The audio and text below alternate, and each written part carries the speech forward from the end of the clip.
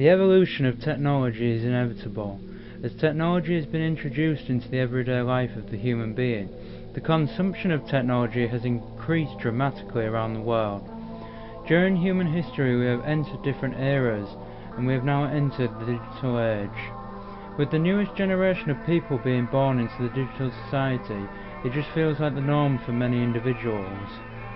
Many individuals have become heavily reliant on technology and would be somewhat lost without technology and digital information.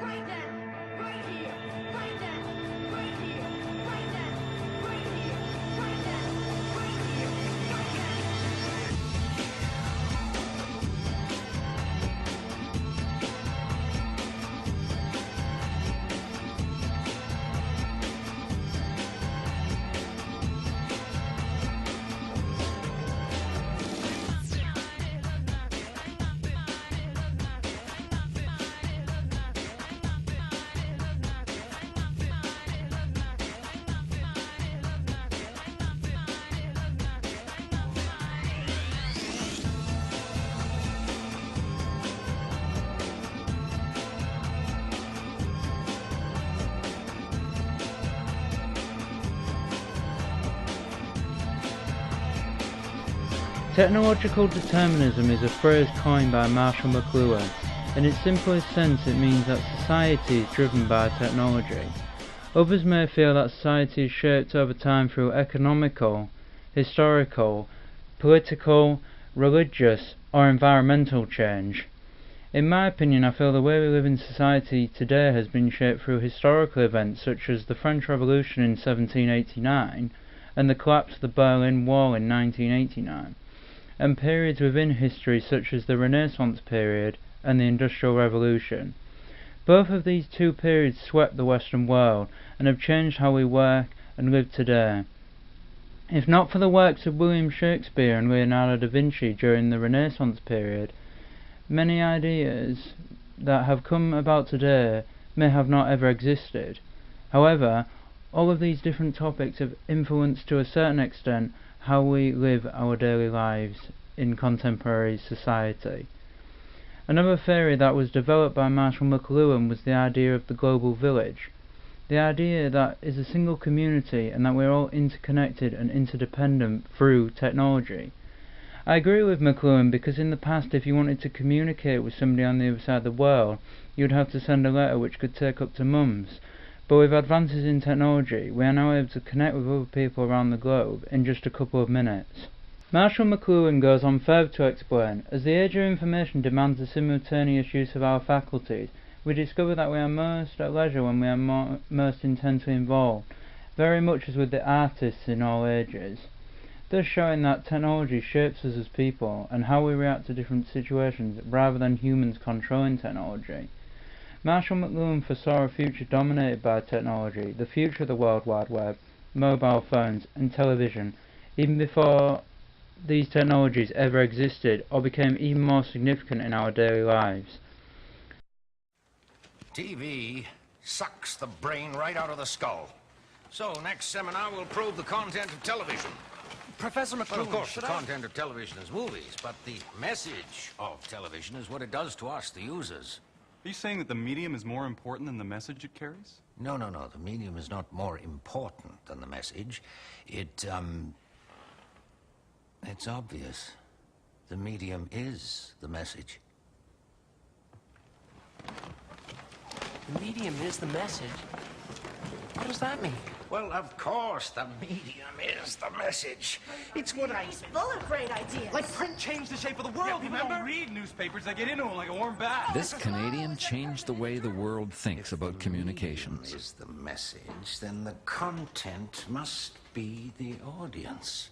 And of course, electronic information is turning the world into a global village. Take light bulbs, they're an information medium.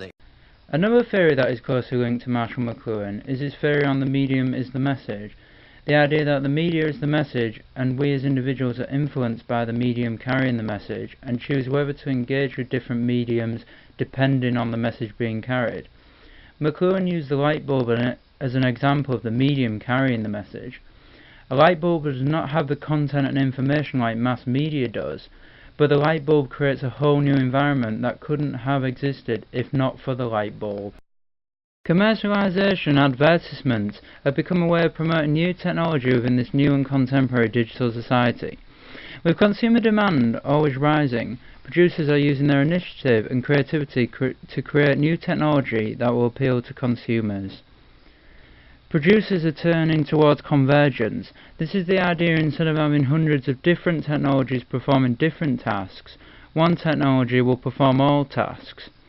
For example, the first standard cellular phone could only perform basic tasks which included texting, calling, playing basic games, calculator, the time. However, over time phones have developed so they can include many different elements including the internet, Bluetooth, touchscreen, sat-navs, download and play music, and download more enhanced games. Therefore, mobile phones, it is possible to deliver text, audio, and video material over the same wired, wireless, or fiber optic connections. Using Lady Gaga as an example of convergence, Lady Gaga doesn't transform consumers into producers, but with Lady Gaga being the producer, certainly uses the consumer as a catalyst for success, and was described by Sean Richardson as the mistress of convergence because Lady Gaga uses all different areas within the media to promote her image and success. Social networking didn't exist over a few decades ago. With the introduction of Facebook, Twitter and YouTube, it has become a global phenomenon. The users of social networking sites are increasing at an alarming rate, with Facebook increasing to over 1 billion users, therefore making it the third largest country in the world if Facebook was its own independent state behind China and India. However, when people discuss Facebook, Twitter and YouTube, people discuss the implications they have on society, the positives and the negatives. Social media has had a huge impact on society today's websites such as MSN, Twitter, Bieber, MySpace, Skype and Facebook have revolutionized the world of communication, and without the development of these apps, such communication wouldn't have been possible. However, with everyone being able to access everybody's lives, it's led to a situation where there is simply no privacy anymore. Anybody in the world can portray themselves as anyone on social networking sites, and this has led to a variety of crimes being linked with social networking sites such as harassment, paedophilia, stalking. Another issue I would like to look into is the digital divide, an area that is growing rapidly within our society all the time. As more economically developed countries advance and immerse themselves within the latest technology and information, less economically developed countries are still living in the past in a feudalistic society, and the technological gap is growing all the time. However, there are divides within more economically developed countries such as the United Kingdom and the United States of America, with minorities not being able to access information or technology. Another topic I would like to discuss is piracy and illegal downloading that has become an extremely common feature of the digital society. With downloads becoming increasingly popular as it tends to be a cheaper and easier option for people. iTunes, an online music market that allows for cheap downloading of the latest tracks and albums, makes up a percentage of 65.8% of the internet movie market. However, it is extremely easy to illegally download any film, game or music format. While on a PC it seems only a few clicks away because there are many websites that offer free online music. Moreover, it is extremely easy to find somebody who sells pirate copy DVDs which have been illegally recorded inside a movie theatre. On the other hand though, there has been a significant clamping down of illegal downloading within our society, with many advertisements and promotions promoting the idea that you'll be punished if you are caught. Furthermore, I'd like to discuss the contemporary surveillance society, in which our every movement seems to be being monitored by CCTV footage. This idea of the television program Big Brother, in which a group of individuals' moves are constantly being monitored for public entertainment. In certain places, such as retailers, utilise the use of both security guards and CCTV as a deterrent to potential thieves. However, CCTV cannot react to a crime that is taking place. If somebody could invent a CCTV camera that could monitor and prevent crimes, it would be the perfect invention. Whereas if there is a member of the law present, they can prevent or stop the crime at the time it is taking place. But with more and more CCTV cameras being installed within our society, every day the general public feel that they are constantly under scrutiny and have no privacy whatsoever.